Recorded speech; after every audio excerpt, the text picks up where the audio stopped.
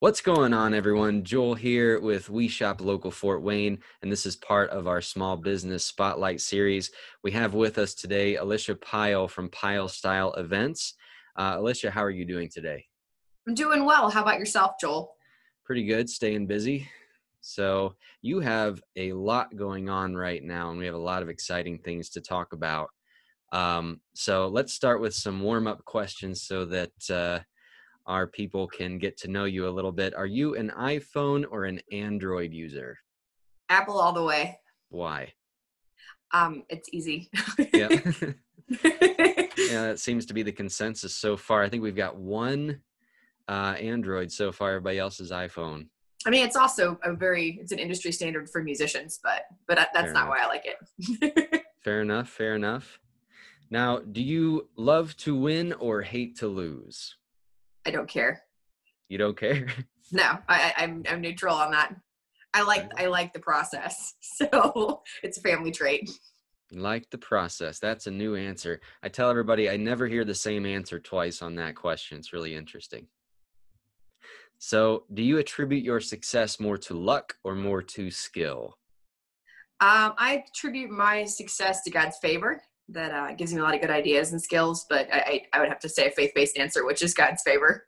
Great answer. Love that. So, we want to know what's going on with your business, and you actually have a fundraiser going right now. So let's hear about your business first. Tell us all about PyleStyle. Well, PyleStyle was born out of the community of musicians that I've been identifying with and working with and absorbed in since high school. So I'm 33 years old, years young, and I've met a lot of wonderful people in the last, I guess I would say probably 18 years. I started playing professionally when I was 15. I've been just really blessed to make wonderful connections at the Philharmonic, at the universities around town, on the grassroots level, and in the jazz scene. It's just wonderful music education scenes. And so PyleStyle was born from all those connections, just melding and bouncing off each other for years. I would always, have people come to me looking for live music options. And usually they were calling for my band. Not always, though. It was not always that case. And so I'm one of those people that likes to fill in the holes and help people out and see projects from start to finish. And for me, I'm a service-based person. And so it was a service. Music has become a service for me in many ways. It's not just a service in the church. And I really stress that with my friends that we work with and my contacts and colleagues. And so we provide a service, which is live music for local events, and it is featuring local musicians. So keeping it local is at the heart of everything I do. Local music, local business, small business, anything Northeast Indiana based is very important to me, and investing in that community of musicians and for our local events is what this business is centered around. And I run it with my business partner, Dennis Drunk. Okay. Now, so you're basically a connector. You're just connecting musicians with the right event, correct? That's how it works? I like to think of it as a resource in a community. And sometimes I connect, sometimes I give a referral, and it is not, we do as much as we can to satisfy the form submissions and calls and inquiries that we get and we receive.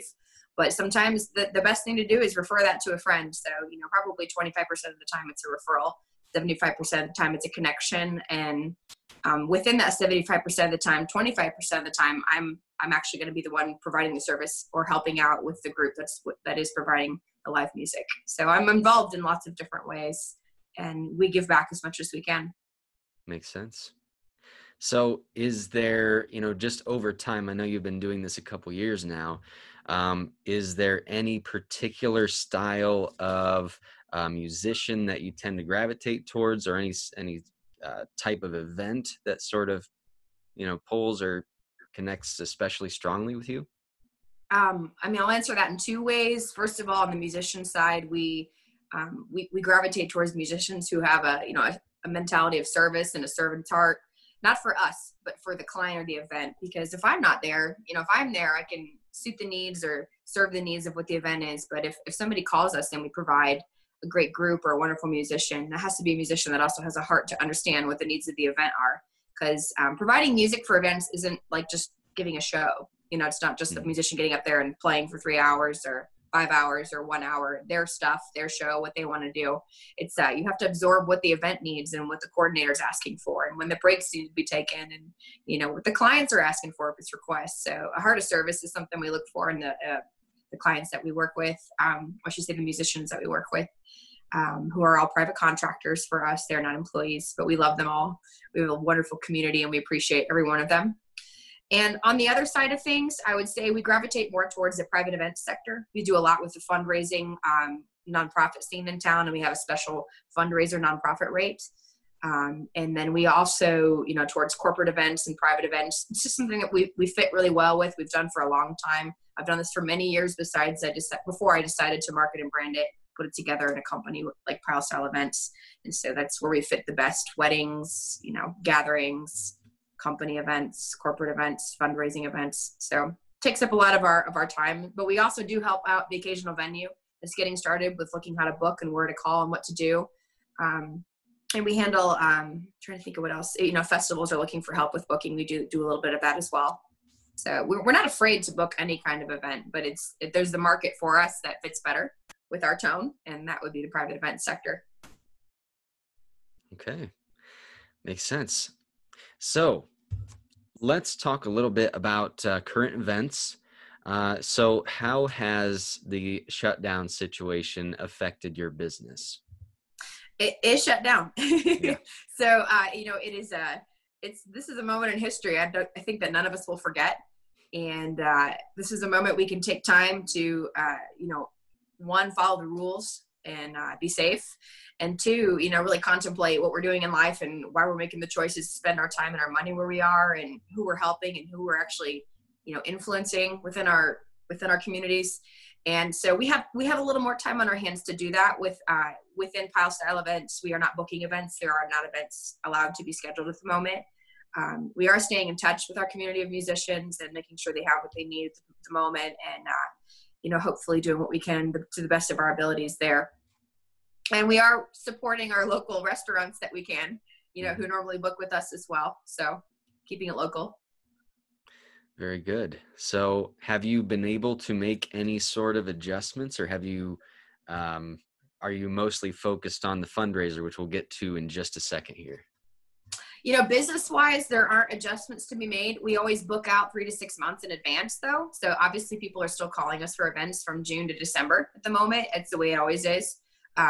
You know, sometimes our demographic that's in the 50s and above, they'll call 9 months before their event. And, you know, people in kind of the mid-age range will call, you know, the normal 3 to 5 months out. And so we're still booking events into the summer and into the fall. It's been fun to talk with different local resources, though, that also, like, people that do book, not us, but book local music, asking us how they can help and how they can be of service right now to our local music community. So that's been fun as well.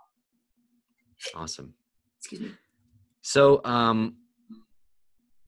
why don't we talk a little bit about this fundraiser? I saw this on Facebook and I thought it was awesome.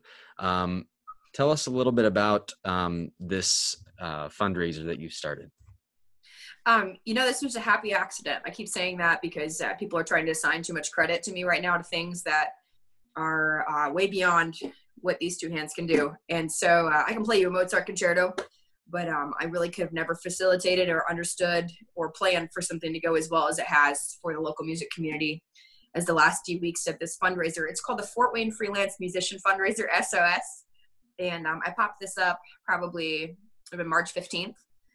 6 days before my birthday. Facebook prompted me to select a fundraiser or to create one for my birthday. And so cool. I thought, well, I think this was consequentially maybe the same day that they had just shut down restaurants, and I knew a lot of my friends were going to be out of work. So my mind is always jumping to the immediate short term. What do we need to do now? You know, how can we assist with this now? And so I realized there was going to be and thankfully, you know, the government stepped in and they're providing some resources for us long term. But immediately that those resources weren't available, and immediately something needed to happen. And it was a happy accident the way the whole thing came about. So this fundraiser completely funds freelance musicians, not musicians that are tied to bigger, higher entities who are also compensating their workers at this time, which is really, really wonderful. I hope that continues. But this is targeting musicians that do not belong to somebody, that, they balance a career of performance and, private contractors, so to say. And it's been really wonderful to see how the community is supported with donations, and also just how the local music community has been wonderful about submitting, videos and coming over to collaborate when we're still allowed to see each other, for the live Facebook feeds. We are trying to practice healthy social distancing, and we are not collaborating together right now. I'm posting videos and live streams of my own, but we did collaborate when that was still allowed, and we will again when that's available, even if it's just one-on-one like we were doing. And so it's just wonderful to see everyone come together. Not all the musicians that are submitting videos are recipients of donations. So there's just musicians that want to help out that also have a day job. So it's just great to see the community come together the way that they are. I'm very grateful, and it's a wonderful surprise and a great birthday gift. Yeah, for sure. Now, have you tried any collaborations by video or by Zoom or anything yet? It's kind of impossible because of the latency issue we have. We really thought about it, and I highly considered it, but you really can't play music at the exact same time. So there's a likely, hello? Sorry. There? Yeah, Okay. technological problem there. But so the latency has not permitted us to do Zoom things at the same time, which is okay. It's being overused at the moment anyway, so. Sure, right. So if you are a musician, how do you get connected with you? How does that work? A lot of people reach out on social media. I do the best I can to, field all those messages. My inboxes add up on the daily. Sure. And I do what I can to accomplish my goals each day and respond to as many things as I can via multiple social media conduits, as well as email and, phone calls, text messages. Social media is a great place to start, but you can also send me an email or submit a form submission on our website. That's a good place. You can also, it goes right to my email. If you know somebody that really could use help right now, that's a freelancer, please let me know. Freelancer musician. That's what this fundraiser was designed for. We may change or morph that as this goes forward. Our next deadline is May 1st for the second goal. Our initial goal of $5,000 was hit within a week or so. And our second goal is $10,000, which we have extended until May 1st. All of us are hoping this whole mess is over by the end of May. Right, for sure. Which a lot of us know it will not be. But I'm hoping with this fundraiser can provide some support and relief in addition to what our musician friends are going to find with the government options as well coming up. So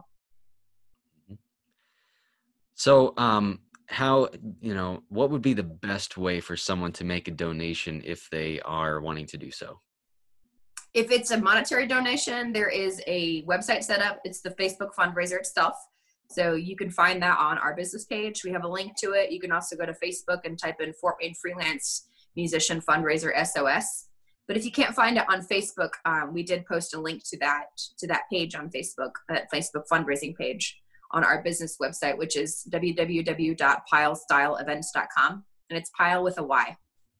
Okay.